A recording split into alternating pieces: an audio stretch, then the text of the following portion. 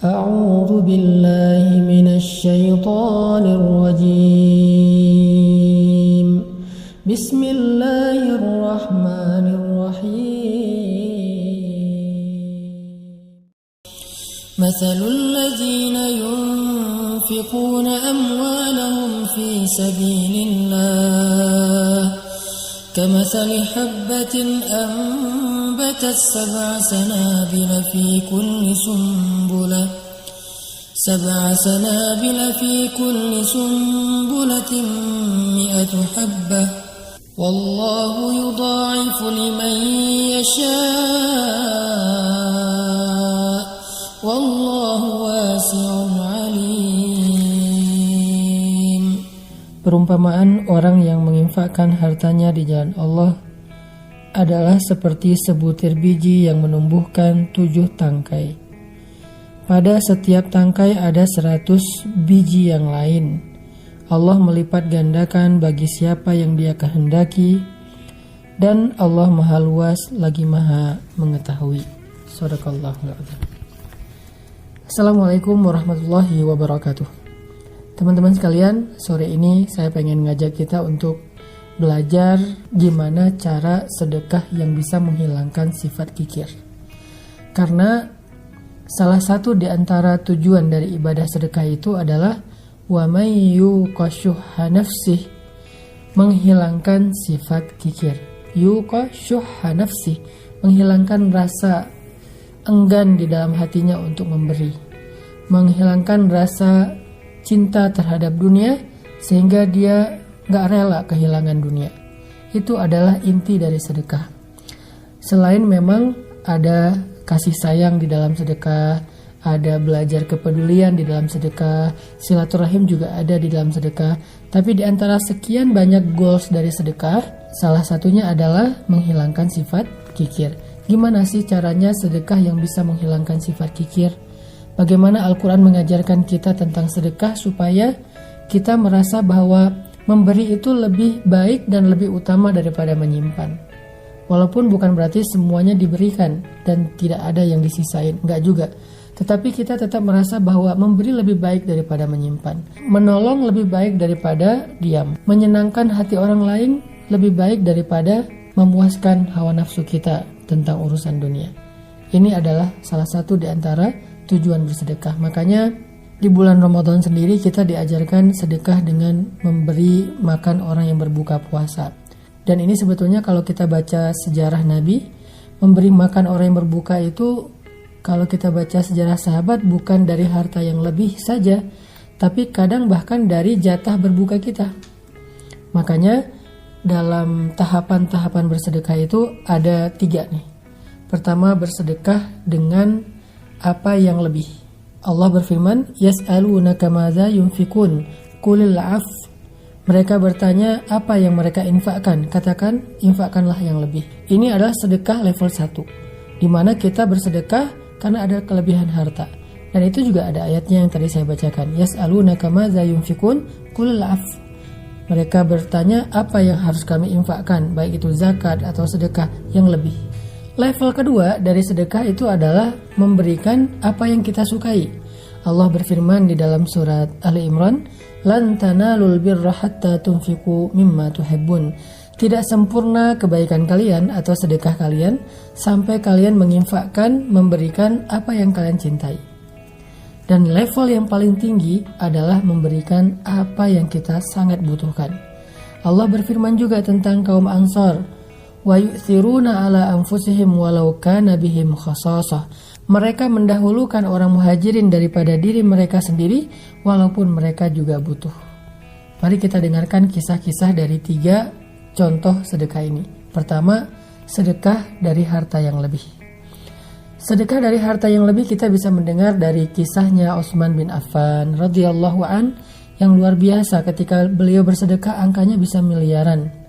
Begitu juga sedekahnya Abdurrahman bin Auf, sedekahnya Sa'ad bin Mu'az, sedekahnya Sa'ad bin Abi Waqqas. Mereka memberikan kelebihan-kelebihan harta mereka. Dan ini adalah sesuatu yang baik dan tidak tercela karena memiliki kelebihan harta. Kemudian kalau kita baca kisah sedekah dengan apa yang kita cintai. Nah, ketika ayat ini turun, surat Ali Imran, juz 4 pertama di atas, lan tanalul birra hatta tunfiqu mimma tuhibbun, Nabi membacakan ayat ini kepada para sahabat. Kata Nabi, tidak sempurna sedekah kalian sampai kalian memberikan apa yang kalian cintai. Sahabat mendengar ayat ini dibacakan oleh Nabi, langsung pada pulang, pamit, pulang.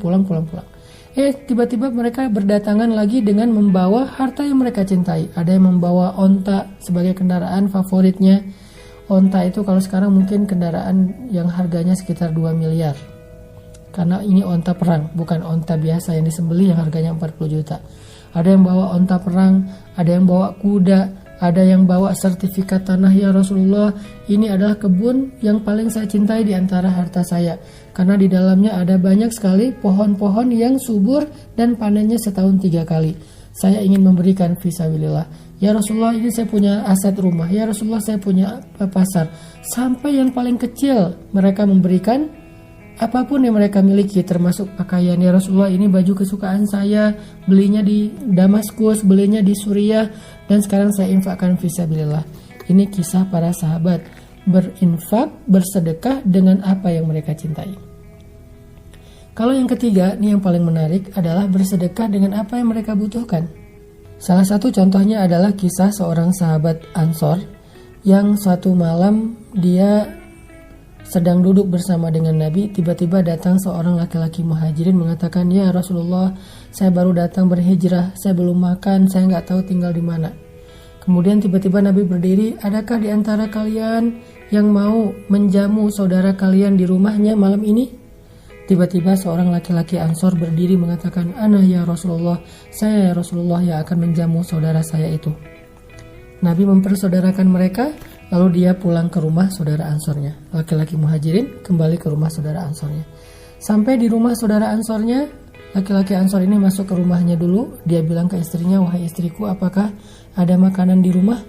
Istrinya mengatakan, ada, tetapi ini jatah makan anak-anak dari tadi siang. Mereka belum makan menunggu ayahnya pulang. Kata laki-laki Ansor, wahai istriku, bagaimana menurutmu jika makanan ini kita berikan kepada saudara kita muhajirin yang dia baru datang berhijrah perjalanan jauh dan dia kasihan kelaparan. Sedangkan anak-anak kamu ajak mereka tidur sampai mereka tertidur. Istrinya adalah perempuan yang solehah sehingga dia mengatakan, kalau begitu baik kita dahulukan saudara muhajirin kita dan aku akan ajak anak-anak tidur.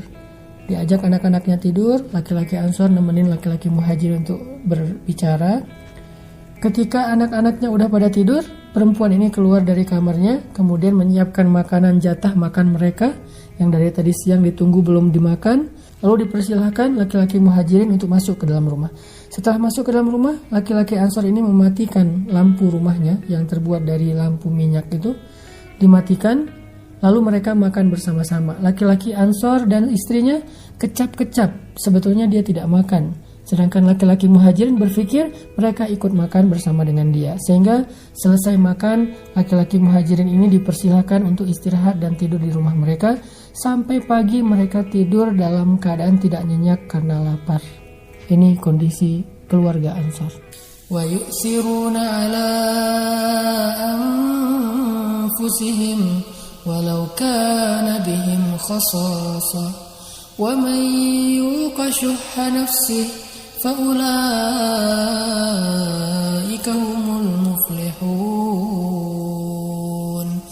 Orang Ansor mendahulukan orang muhajirin daripada dirinya, walaupun dia sendiri sebetulnya sangat membutuhkan hal itu. Barang siapa yang dibebaskan dari sifat kikir, maka mereka itulah orang-orang yang beruntung atau ahli surga. Ini contoh orang yang berinfak dengan apa yang dia butuhkan. Ini juga kita baca dalam kisahnya Sayyidah Aisyah. Karena Aisyah ini salah satu keistimewaan beliau adalah sangat dermawan. Ibunda Aisyah ini sangat dermawan. Satu hari Ibunda Aisyah sedang berpuasa di rumahnya, nggak tahu ini puasa sunnah atau Ramadan, dan di rumahnya beliau hanya memiliki sepotong roti kecil yang keras. Bahasa Arabnya kalau nggak salah qadid, artinya roti keras yang kalau dimakan harus direndam dulu di dalam air. Tiba-tiba ketika siang hari Aisyah sedang berpuasa dan nanti pas berbuka dia udah menyiapkan sepotong roti dengan pembantunya berdua, satu potong roti bagi dua. Datanglah seorang perempuan dengan anak-anaknya ke rumah Sayyidah Aisyah mengadukan perihal mereka kalau mereka lapar. Mereka bilang, ya Aisyah kami lapar, kami nggak tahu makan apa segala macam. Akhirnya Aisyah bilang ke pembantunya, berikan roti yang milik kita itu. Kata pembantunya, ini jatah makan berbuka puasa kita. Kata Aisyah, berikan kepada mereka. Akhirnya pembantunya mengatakan, naam. Dia memberikan kepada pengemis tadi roti jatah mereka berbuka puasa.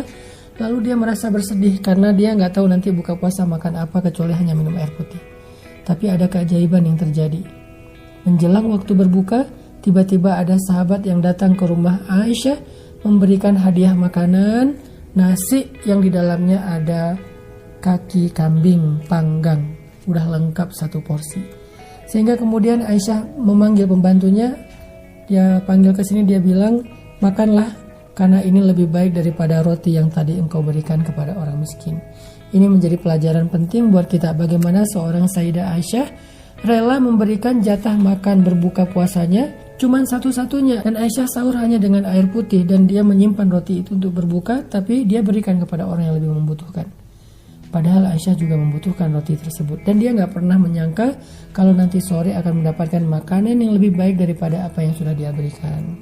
Dan lagi pula Nabi SAW bersabda, demi Allah tidak akan berkurang harta karena sedekah. Dan Aisyah membuktikannya, nggak berkurang jatah makan kita karena sedekah. Atau dalam riwayat yang lain Nabi mengatakan, demi Allah nggak akan bertemu sedekah dan musibah di hari yang sama. Jadi kalau kita pengen terhindar dari suatu musibah, sedekahlah. Hari itu nggak akan terjadi musibah. Karena Nabi bersumpah tidak akan ketemu musibah dan sedekah di hari yang sama. Mudah-mudahan kita termasuk orang yang bisa bersedekah dengan harta kita yang lebih, dengan harta yang kita cintai, bahkan dengan sesuatu yang paling kita butuhkan. Sehingga Allah Subhanahu wa Ta'ala akan melipat gandakan pahala dan kebaikan untuk kita. Karena Nabi mengatakan, demi Allah gak akan berkurang harta karena sedekah. Dan mudah-mudahan kita juga akan terhindar dari berbagai macam keburukan di hari saat kita bersedekah, memberi makan orang berbuka puasa. Kenapa? Karena kata Nabi tidak akan bertemu sedekah dan musibah di hari yang sama. Barakallahu fikum.